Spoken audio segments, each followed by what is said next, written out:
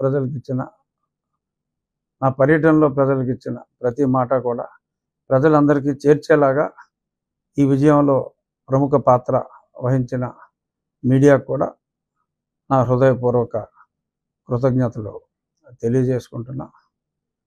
అలాగే రేపు సోమవారం నుంచి మాకు అసెంబ్లీ సమావేశాలు ఉన్నాయి.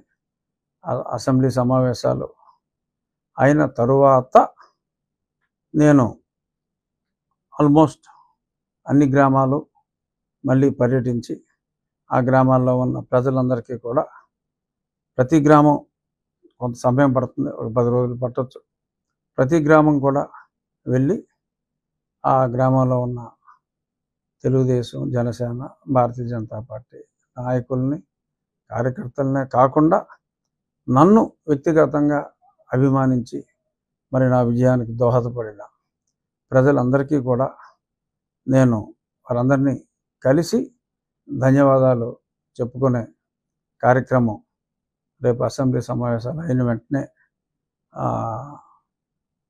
నేను మొదలు పెడతాను.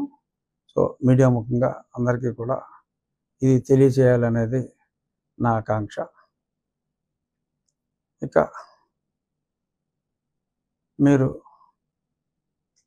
సరే జనరల్ విషయాలు కూడా కొన్ని మాట్లాడుకుందాం. బొత్తిగా అసలేమి మాట్లాడకపోతే ఈడికేమైందిరా బాబు అనుకుంటారు. సో వైఎస్ఆర్ కాంగ్రెస్ పార్టీ వాళ్ళు దొంగ బాబాయ్ అన్నట్టుగా మరి ఇప్పుడు వాళ్ళు ఎవరిని కొట్టకుండానే ముందే మమ్మల్ని కొట్టేశారని మరి నిన్న ఢిల్లీలో విజయసాయిరెడ్డి గారు మరి చాలా గొడవలు చేశారు.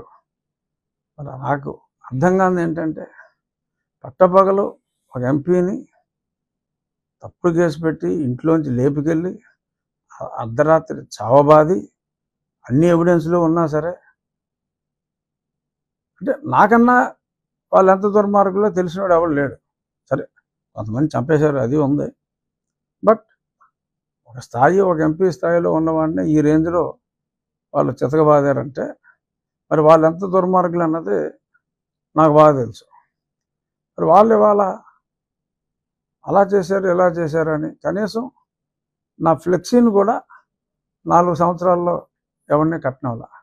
అది మీ అందరికీ తెలుసు. మీడియా ఎవరైనా కడితే వాళ్ళకి పోలీసు వాడు ఫోన్ చేసి వార్నింగ్ ఇచ్చేవాడు.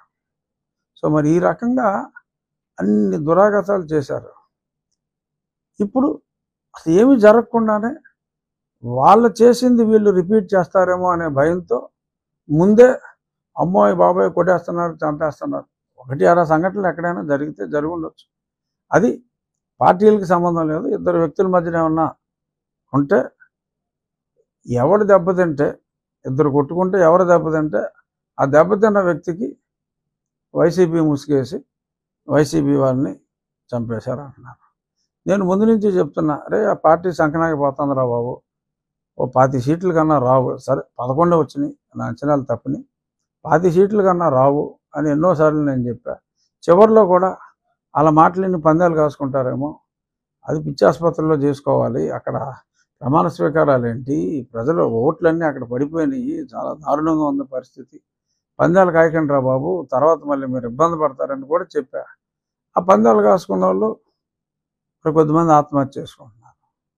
సో మనస్తాపంతో ఆత్మహత్య అని చెప్పి, వైసీపీ రాలేదని మనస్తాపంతో ఆత్మహత్యలు అని చెప్పి, మళ్ళీ దానికి ఒక డిఫరెంట్ మీనింగ్. మళ్ళీ జగన్మోహన్ రెడ్డి గారు బహుశా ఓదార్పు యాత్ర 2.0 స్టార్ట్ చేస్తారేమో, నాకు తెలియదు. నేను ఇంకా ఈ రోజు నుంచి వ్యక్తిగతంగా జగన్మోహన్ రెడ్డి గారి గురించి నేను మాట్లాడదలుచుకోవాలి. ఎందుకంటే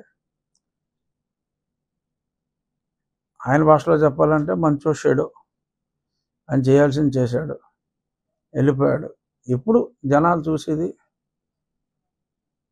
మేమేం చేస్తాం, మేమిచ్చిన హామీలు ఎలా నెరవేరుస్తాం, ఎన్నో హామీలు ఇచ్చాం, ఆ హామీలు నెరవేరుస్తారా లేదా అనే దాని మీద జనం దృష్టి ఉంటుంది తప్ప, జనాల దృష్టి ఇంకా జగన్మోహన్ రెడ్డి గారి మీద కానీ వైఎస్ఆర్ కాంగ్రెస్ పార్టీ మీద కానీ ఉండదు, ఉండకూడదు కూడా, అనవసరం.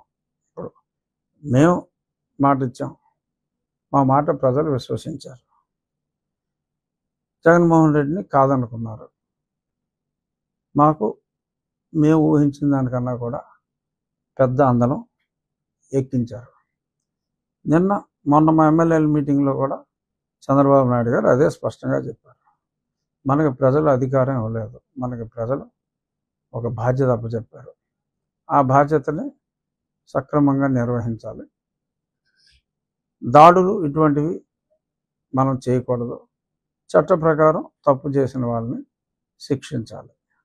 సో దీనికి ఒకరోజు ముందుగానే నేను చట్ట ప్రకారం ఒక పోలీస్ కంప్లైంట్ కూడా ఇవ్వడం జరిగింది. బహుశా నేడో రేపో మరి నిన్నటి వరకు పోలీస్ అంతా కూడా ప్రమాణ స్వీకార ఏర్పాట్లో ఉంది కాబట్టి బహుశా 1-2 రోజుల్లో మరి అది ఎఫ్ఐఆర్ కూడా నా కస్టోడియల్ టార్చర్. ఎందుకంటే ఇన్ని తన్నులు తిని మిలిటరీ హాస్పిటల్ రిపోర్ట్లు ఇంత క్లియర్గా ఉండి కస్టోడియల్ టార్చర్ జరిగింది అన్న నాకే నేను న్యాయం చేసుకోలేకపోతే ఇంకా కామన్ మ్యాన్కి ఇంకా న్యాయం జరుగుతుంది అన్న దాని మీద నమ్మకం పోయి ప్రమాదం ఉంటుంది. కాబట్టి నేను నా నిర్ణయం నేను తీసుకుని, చాలామంది అనుకుంటున్నారు దీని వెనక ఇంకెవరో ఉన్నారు, పార్టీ పెద్దలు ఉన్నారని. నేను ఎవరితోటి మాట్లాడాల. Law should take its own course of action అనే ఉద్దేశంలో నేను ఆ కంప్లైంట్ని ఇవ్వటం జరిగింది. డెఫినెట్గా ఇక్కడ న్యాయం జరిగితే ప్రజలకు కూడా వాళ్ళకి జరిగిన అన్యాయాల మీద చట్ట ప్రకారం న్యాయం జరుగుతుంది అనే ఒక నమ్మకం వస్తుంది అనేది నా విశ్వాసం. చూద్దాం మరి నా విశ్వాసం ఏమవుతుంది అనేది తెలుస్తుంది. సో ఇప్పుడు ఈ ప్రభుత్వం మీద, మా ప్రభుత్వాన్ని కూడా అనొచ్చు, నేను మంత్రివర్గంలో లేనంత మాత్రాన మా ప్రభుత్వం అంటంలో తప్పేం లేదు. మా ప్రభుత్వం మీద ఇప్పుడు ప్రజలు ఎంతో విశ్వాసం, అతి విశ్వాసం అని కూడా చెప్పచ్చు, అంత విశ్వాసం ఉంది. కాబట్టి ముఖ్యమంత్రి గారు చెప్పినట్టు అత్యంత బాధ్యతాయుతంగా ఉండాలి. డెఫినెట్గా ఉండకపోతే ఇక్కడ ఏ నాయకుడిది కాదు గొప్ప, ప్రజలే గొప్ప అని ప్రూవ్ చేశారు. అప్పుడు అతనికి 151 ఇచ్చారు, ఇప్పుడు ఇక్కడ 164 ఇచ్చారు. ఇచ్చింది ఎవరు? ప్రజలు. అప్పుడు తెలుగుదేశానికి 40 వచ్చింది, ఇప్పుడు ఇతనికే 40 వచ్చింది. సో ఆ 20% అన్నది that will make all the difference. ఆ 20% అన్నది 57% వచ్చింది. 40 పెద్ద పార్టీలకి నార్మల్గా స్టాండర్డ్గా ఉంటారు. ఆ 20 అన్నది ఇంపార్టెంట్. వాళ్ళే టిల్ట్ చేసేది న్యూట్రల్ ఓటర్లో ఎటువంటి పార్టీ అఫిలియేషన్ లేకుండా నిజంగా ప్రజా సంక్షేమం కోసం మంచి జరుగుతుంది అనుకుంటే వేసేవాళ్ళు వాళ్ళే. సో వాళ్ళ మనసు నొచ్చుకోకుండా మా ప్రభుత్వం ముందుకెళ్తుంది. అందులో ఎటువంటి అపనమ్మకం ఎవరో పెట్టుకోవాల్సిన పని లేదు. అందరూ ఒళ్ళు దగ్గర పెట్టుకుని పనిచేయాలని చెప్పి ముఖ్యమంత్రి గారు చెప్పారు.